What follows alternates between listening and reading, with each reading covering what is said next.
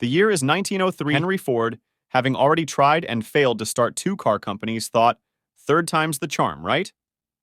So he founded Ford Motor Company. And unlike his first two attempts, this one actually stuck.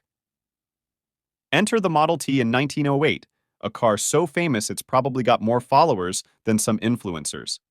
Henry said you could have it in any color as long as it's black, which is like saying you can have any ice cream flavor as long as it's vanilla. Revolutionary for its time, the Model T was the iPhone of cars. Everybody wanted one. Henry introduced the moving assembly line in 1913, essentially inventing the modern concept of hurry up and wait. This turned car making on its head and reduced the assembly time from 12 hours to just 2.5 hours. Workers were thrilled, except for those who enjoyed those leisurely 12-hour build-a-car parties.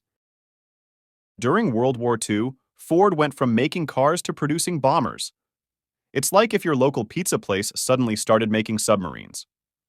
Their most famous bomber, the B-24, was nicknamed the Flying Coffin. Inspiring? Maybe not. But effective? Definitely. In the 50s and 60s, Ford said, "Let's make cars but make them fun." Thus came the Thunderbird and the Mustang. The Mustang was so popular, it created its own car class, the pony car.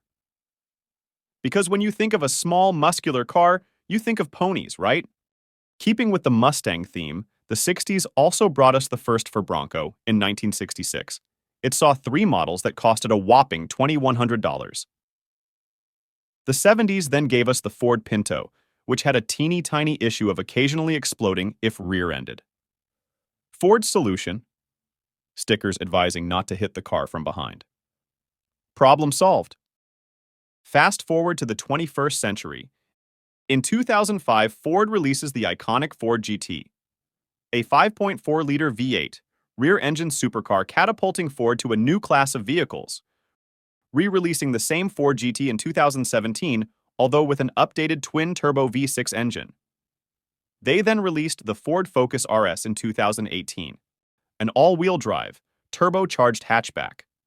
Ford decided to re-release the Ford Bronco in 2020, except this time allowing for two different models: the Sport that was smaller and more efficient, as well as the original Bronco that was bigger and more boxy.